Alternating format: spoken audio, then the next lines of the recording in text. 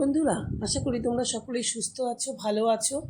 আজ তৈরি করে দেখাবো, দেখো, মোচার বাটা বা ভর্তা যাই বলো।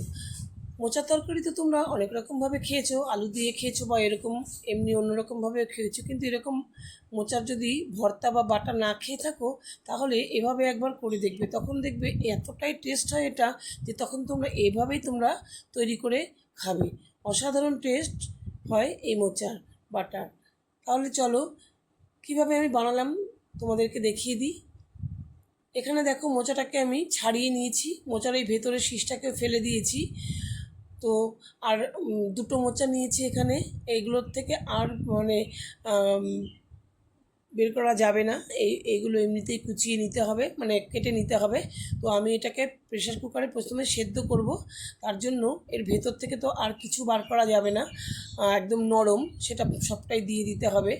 আর দেখো তোমাদের দেখিয়ে দিচ্ছি, এই যে মোচার ফুলটাকে, এখানে ভেতরে যে শীষটা দেখো একদম নরম, এগুলোকে দিয়ে দিলেই হবে, এগুলো আর ফেলে দিতে হবে না। তাই এগুলোকে আর মানে বেছে ভেতরের কাঠিটাকে আর ফেলার দরকার হবে না। এরকমভাবেই আমি কেটে নিলাম প্রেশার কুকারে সেদ্ধ করে নেওয়ার জন্য। এবার আমি প্রেশার কুকারে এই মোচাগুলোকে সব দিয়ে তারপরে অল্প করে জল দিয়ে সেদ্ধ করে নেব। দেখো কেমন কাটার সঙ্গে সঙ্গে কালচে হয়ে গেছে, মানে এতটাই আয়রন মোচার মধ্যে থাকে যে কি মানে সঙ্গে সঙ্গে কালো হয়ে যায়।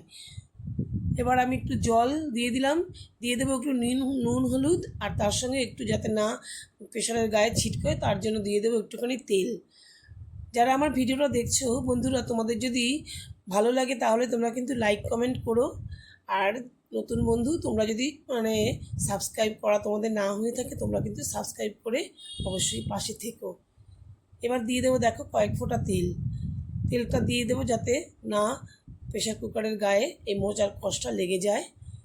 এবার আমি প্রেশার কুকারে স্টিম দিয়ে নেবো, দুটো স্টিম দিয়ে নিয়েছি। দেখো ঠান্ডা করে নিয়েছি, মোচাটাকে কিন্তু অনেকটাই নরম হয়ে গেছে। আর এই মোচার ভেতরের এই যে এটার এই সাদা শক্ত অংশটা, এটা কিন্তু ফেলে দেবো, এটা একটু শক্ত শক্ত রয়েছে, এটা ফেলে দেবো শীষটা ভেতরের। তারপরে কিন্তু আমি কি মশলা দেব তোমরা দেখো। এর সঙ্গে আমি কিন্তু সম্পূর্ণ নিরামিষ এই রেসিপিটা তৈরি করছি। মশলা হিসেবে দেখো আমি নিয়েছি নারকেল কোড়ানো, কাঁচা লঙ্কা, তার সঙ্গে নিয়েছি দেখো সেদ্ধ ছোলাটাকে আমি একটু সেদ্ধ করে নিয়েছি, আগে ভিজিয়ে রেখেছিলাম, তারপরে একটু সেদ্ধ করে নিয়েছি। আর 2 চামচ নিয়েছি সর্ষে, সাদা সর্ষে, আর নিয়েছি 1 মুঠো চিনেবাদাম, তোমরা এখানে কাজু বাদামও নিতে পারো। আর এখানে আমি মোচাটাকে একটু হাত দিয়ে, মোচা সেদ্ধ করাটাকে একটু হাত দিয়ে নরম করে নিচ্ছি। আর প্রেশার কুকার এই মিক্সার জারে আমি এটাকে দিয়ে পেস্ট করে নেব, একদম ভালো করে পেস্ট করে নেব। এর সেদ্ধ করাতেই এর গায়ের মধ্যে যে জলভাবটা রয়েছে, এমনিতে তো জলটা ছেঁকে ফেলে দিয়েছি, জলে যে ভাবটা রয়েছে তাতেই হয়ে যাবে। আমি কিন্তু অন্য কোনো আর জল ব্যবহার করব না, কারণ এটা তো আমাকে আবার টানাতে হবে। এবার ছোটো মিক্সিং জারে দেখো একটুখানি নিয়ে নিলাম 2 চামচ সর্ষে আর বাদাম, আর এখানে নিলাম সেদ্ধ ছোলা, এগুলোকে পেস্ট করে নেব শুকনো অবস্থায়, তারপরে জল দিয়ে পেস্ট করব। সঙ্গে নারকেলটাও কিন্তু পেস্ট করে নেব কাঁচা লঙ্কা দিয়ে। সব পেস্ট করা আমার হয়ে গেছে দেখো। এবার আমি এখানে দিয়ে দিলাম পেস্ট করা মোচা, তার সঙ্গে নিয়ে নিলাম এই বাদাম, ছোলা, এটা পেস্ট শস্য দিয়ে, আর এখানে নারকেল আর কাঁচা লঙ্কা এই পেস্টটা, সব কিছু একসঙ্গে মিশিয়ে নিলাম।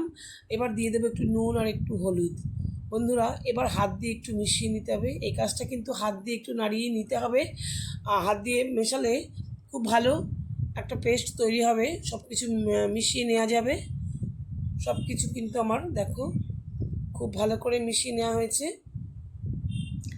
এবার সরাসরি আমি চলে যাব গ্যাসের উনুনে। একটা প্যান আমি বসিয়ে তারপরে এর মধ্যে আমি সর্ষের তেল দিয়ে দিয়েছিলাম।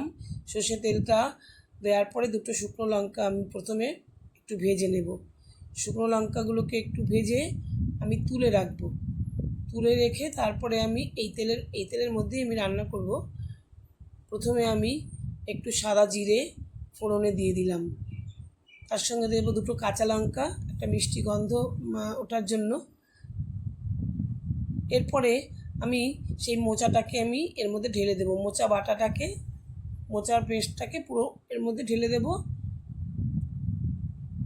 অসাধারণ স্বাদের তৈরি হয় বন্ধুরা। একবার এভাবে খেয়ে দেখবে। মানে আমার মেয়ে অত মোচা খেতে চায় না, তো ও দেখছি চেয়ে চেয়ে খাচ্ছে, এতটাই টেস্ট হয়েছে। বুঝতে পেরেছো বন্ধুরা? বাচ্চা থেকে বড় প্রত্যেকেই কিন্তু এটা ভালো খাবে। এবার নাড়াচাড়া করে মিনিট 10 মিনিট মতো নাড়াচাড়া করে একটু টানিয়ে নিতে হবে।